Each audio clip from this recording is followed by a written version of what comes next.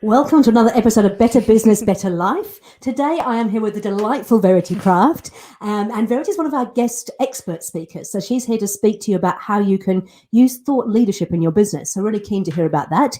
Before we get started, first of all, welcome Verity. Thank you. Very Lovely excited to be here. Yeah, Lovely to see you too. Yeah. So Verity and I have known each other for a number of years, and she does a lot of work. She does some work with my business. She works a lot with the EO members and all kinds of things around thought leadership. So yeah, but before we get started, we like to let the listeners know a little bit about you personally and professionally. So can you give us one of your personal bests and your professional bests? Oh, one of my personal bests. So I do a lot of performing outside of work. I do a lot of musical theatre, which anyone who's connected with me on LinkedIn also probably knows because I talk about it a lot.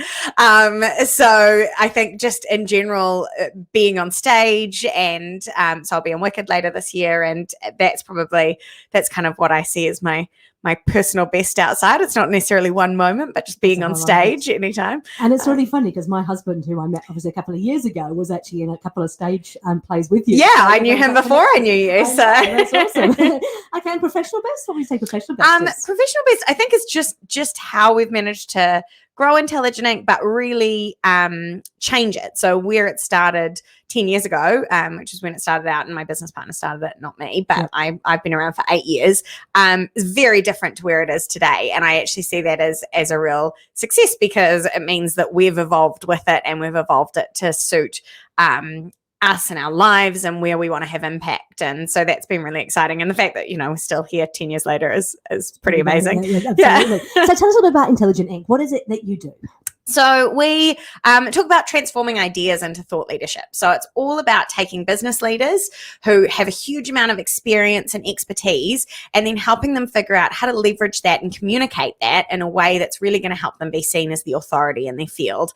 And what that does is then it helps them essentially become the most obvious choice for people. It helps them bring business into their business, and it helps them have a wider impact so that they're helping more people as opposed to just who they can on a one-on-one basis within their business. Awesome. That's fantastic. So what kind of businesses do you work with? So mostly in the B2B space. We find thought leadership works really, really well for businesses who are talking to other businesses because other business owners want to learn more or if they're talking to big corporates, then, corporates have huge amount of people who they need help with. So the B2B space works really, really well. But for us, it's much more about who the people are and, whether they actually want to make something better. So what's the impact that they want to have? Yep. And that's where thought leadership sits is, yes, there's ROI for it and there's a financial aspect, but it's also got to be tempered with you're not just in it to make more money. You are also trying to have a bigger impact. And because people can tell that and tell the difference. Okay. And I think the title that we chose today was having a better business, how you can use thought leadership to actually do that. So share a couple of case studies or people that you've worked with and what you've done with them. Yeah. So one really good example is a company called Q4 Associates, who are an awesome consultancy who do basically help people create strategies and implement robotic process automation, which doesn't sound that exciting. And when they came to us and were like, we think we want to write a book about robotic process automation, we sort of went, I'm not sure that we do, but okay. But when we talked to them, what we discovered really quickly was that it's about so much more than that. It's about change management. It's about really creating digital colleagues so that your human workforce and your digital workforce are working in tandem. So it's not about replacing your human workforce. It's about augmenting them and making them better. Okay. And that was really exciting. So what we've done with them is worked with them both developing a book, Morris Juby and John, and now I'm going to get in trouble because I've forgotten his last name. John, we love you. Sorry. Have just written a book that just came out just prior to Christmas, which is all about how to do that, how to implement a digital workforce. But at the same time, we've also been helping them evolve their thinking and their ideas, and then putting out content regularly around that.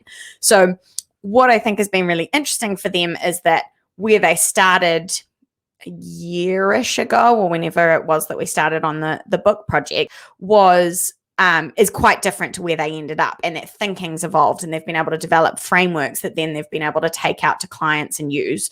So for them, it's both enabled them to be seen as the authority and really continue to build that reputation that they've got out in the field, but also at the same time evolve their thinking so that their business is actually better as well. Okay, awesome.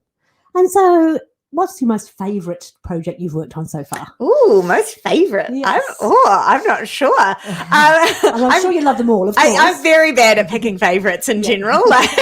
Anytime someone asks me like a favourite book or something, I have to give them like 20. Yeah. So favourite project.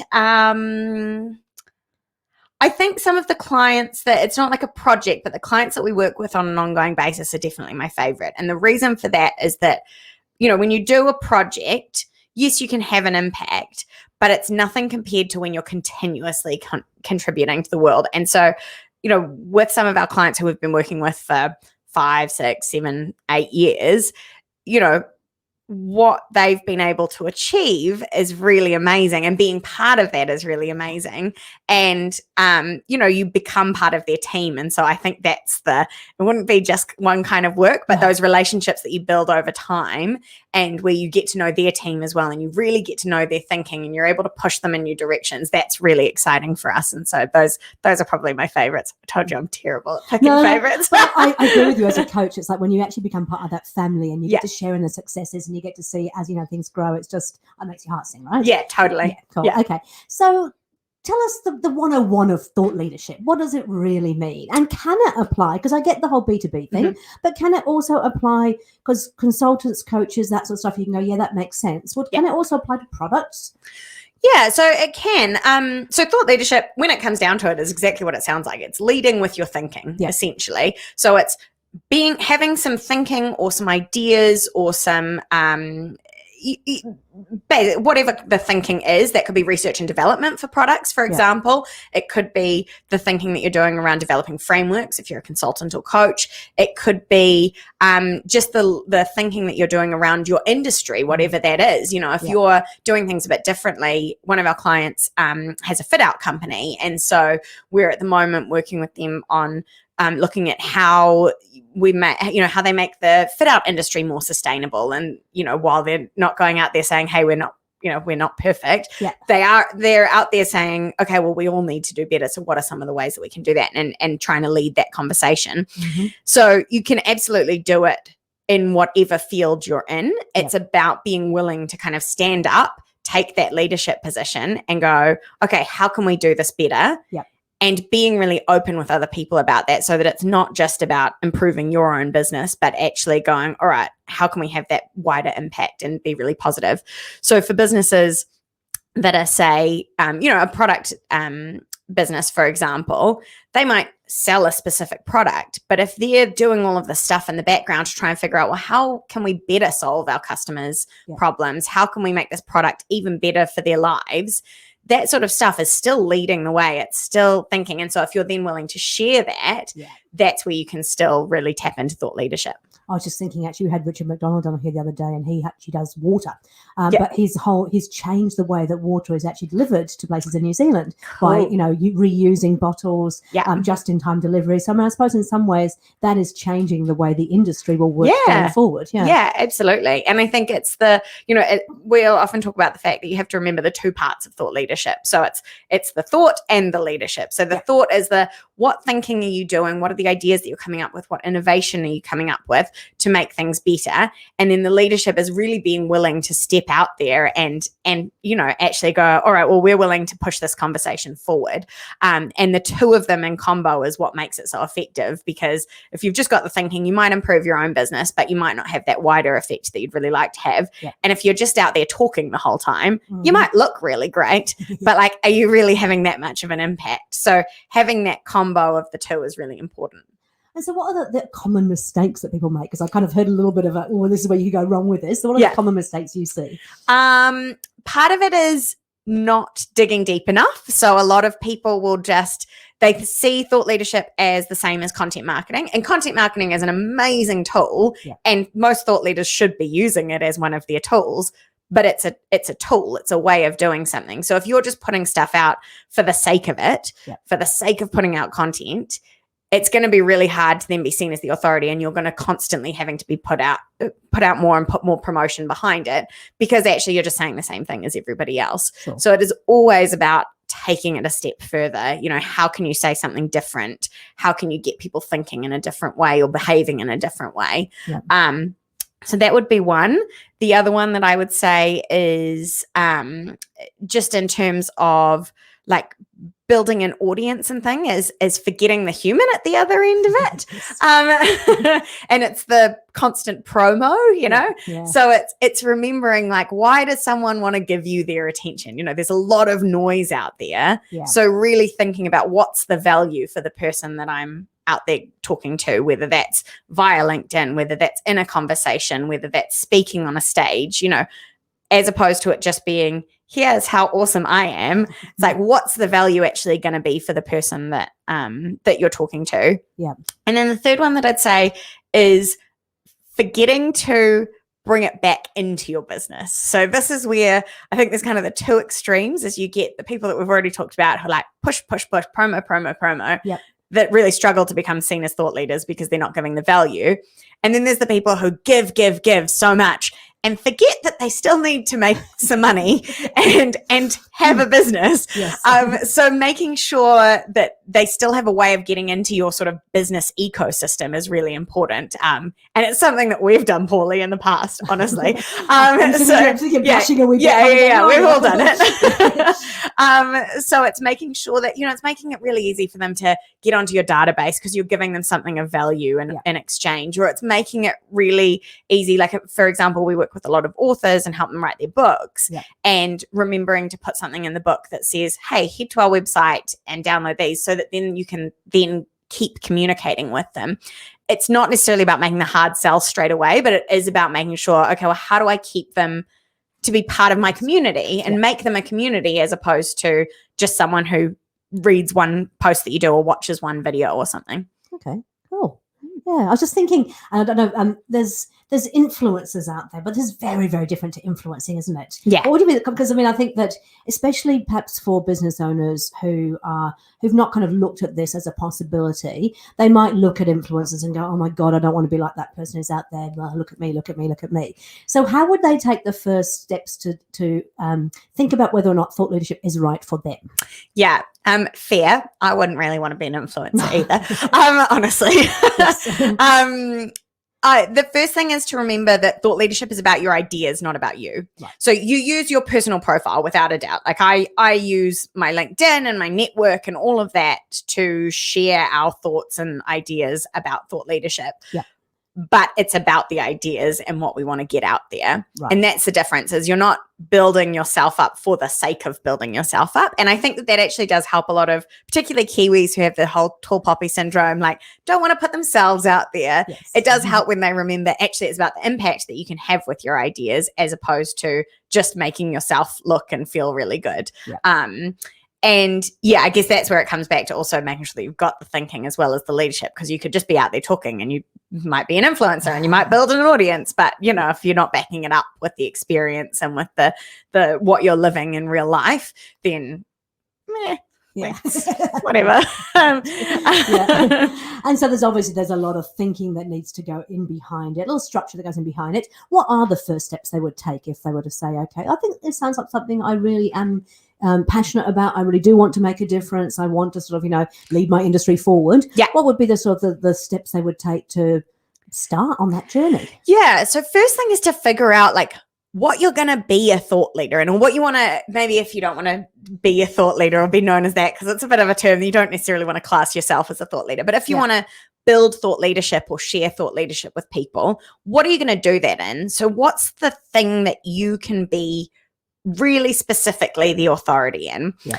And that's not necessarily going to be the exact same as all of the services that your business provides, because a business can, do 10 different things, but actually it's what's the red thread that ties them together? What's that thing that you do really specifically well? So like we've got a client who works with marketing teams and corporates, and she's identified that, yes, she can help with the strategy and she can help with the coaching the team and she can help with problem solving sprints. But what pulls it together and what makes her where she specifically sits and can be an expert in is how do you unlock the potential in your existing marketing team? So how do you open up what already exists in that? And so that's what she's focusing all of her thought leadership around, is like both in terms of what she shares, but also the thinking that she's doing is like what other tools and frameworks and models could be really useful for that. So that's the first step, is figuring out like, what can you be the thought leader in? And I've got a resource that I'm happy to share with anyone who's keen. If you comment or below, then I can I assume it's below. It's below on it's below somewhere and on podcast. We'll put a link on the podcast. Perfect. Well, so happy to share that. That's like, has some questions to just start you thinking in that way. Okay. And then it's about starting to share. And, we always recommend putting a strategy in place, but actually sometimes you're better to get started and then start to build out a strategy, because otherwise you can stay locked for so long and trying to get it perfect that you never end up doing anything. So I always recommend starting to put things out on 1 or 2 platforms. Like LinkedIn is one that I really love using, because I like being able to connect with people and have a network. And when I've got a new idea, I'll just make it a post. And it doesn't have to be perfect, because it's not anything that I've put more than, a few minutes into. But start trying out your ideas and seeing what people connect with. And then that way you'll get a feel for what you actually should be talking about and where you can really add value to people's lives. So it's kind of like building an MVP. Yeah. You're going to go out there and say, hey, look, it's not going to be perfect, because a lot of people do get caught up in that whole, oh my gosh, I've got to get this absolutely right, because if I put it out there, it's not right. People rip me to shreds. Totally. So it's more like building a little minimum viable product. You go, hey, look, I've put it out there, give a bit of a go, see what resonates, what doesn't, and then build it from there. But don't just keep going ad hoc. Yes, exactly. It's like an MVI, a minimum viable idea. Get something out there, see what connects, and then you can build a strategy around that. Right. And when it comes to the strategy, it's about making sure that you know who your audience are, and I always recommend going really narrow. So it's often called narrow casting, is be really clear on who you exist for, and talk to those people. Then it's going, all right, well, where are those people? What are the platforms that I need to be on? What kind of ways can I share content? And that doesn't just mean social media. It can also be webinars. It can be a podcast like this. It can be a book. Exactly. There's heaps of ways. And then the other thing is, and how are you going to bring them back into the business? So thinking about that ecosystem. So it's who you're talking to, what your message is, what that positioning is, where you're going to be, and then how you're bringing them back into the business. And if you've got those 4 things sorted, then you'll have a pretty solid strategy. Yeah. Perfect. Okay. So we always like to make sure that the listeners can walk away with 3 simple things that they can do when they leave this not a room, because we're in the room, they're not, but when they leave the podcast. Yeah. So what would you say the 3 things, if somebody was thinking about this, what would be the 3 things they could actually go off and do right now that could make a difference to their business? Yeah. So I'd say, first of all, start testing your ideas. So pick a platform. LinkedIn works really well. I always recommend that. But, if your audience aren't there, then don't you pick a different platform. But start trying things out. Just put things out and see what people connect with. The second one I would say is start jotting down all of those things that you talk about with clients or with customers in conversation. All those little gems that are the things they're like, oh, I hadn't thought about that, or, oh, wow, that's really interesting, or start collating all of those, because you'll start to see some real trends around what the things are that actually people get real value out of. It's really interesting. I actually had a client who has started recording some of their sessions with their clients. Great. And it, you've got to ask permission first, of course. But if you do that and you start listening back, you can actually get those little aha moments. Like, oh yeah, that's right, I said something that was really valuable there. So for sure. Idea. Yeah. And then the third thing would be to not try and do it all yourself. And that's not necessarily just a plug for us, but incorporate your team, get people involved. It doesn't have to just be the sole business owner or the CEO. It can be something that everyone gets involved in. And you'll start to be able to pull on the expertise of everyone from the team. And so that's really powerful. So I think just remember that it's not just you being out there as like, woohoo, me, I'm like a thought leader. It's about the ideas and what are the best ways to get those out there. And often that can be through bringing the whole team together and all being part of that journey. Yeah, I worked with an IT team that actually wanted to be positioned as the leaders in a particular type of IT technology. Yeah. And they actually engaged with their development team and said, you come up with ideas. And every week they would share content from a different member of the team. Great. Which was wonderful, because definitely the CEO was the driver behind it, but the whole team was in behind and wanted to be pushing those boundaries, which is great. Yeah, awesome. Okay, so if somebody wants to get in contact with you and have a chat to you, so first of all, we're going to give them that download so they can actually start thinking about what they want to do. If they want to get in contact with you, how would they do that? Yeah, so a couple of ways. Our website website is intelligentinc.co.nz, and that's ink with a K. And otherwise, connect with me on LinkedIn, Verity Craft. I always like meeting new people. Maybe just put in the message that this is where you heard me from, because it's always a bit weird when you get one without a message. And otherwise, check out our website and see there's a bunch of free downloads on there and blogs and things that you can engage with already and get some ideas as well. Perfect. Thank you very much. And I have to say, I've been following Verity for a long, long time, and she does some quite unique things on there. I've seen her sing on LinkedIn. I've seen all kinds of stuff. So I highly recommend her following her on LinkedIn. And thank you very much for sharing those tips and pointers. Really appreciate it. Thanks. Look forward to seeing you again soon. Awesome. Thanks so much for having me. Thank you very much.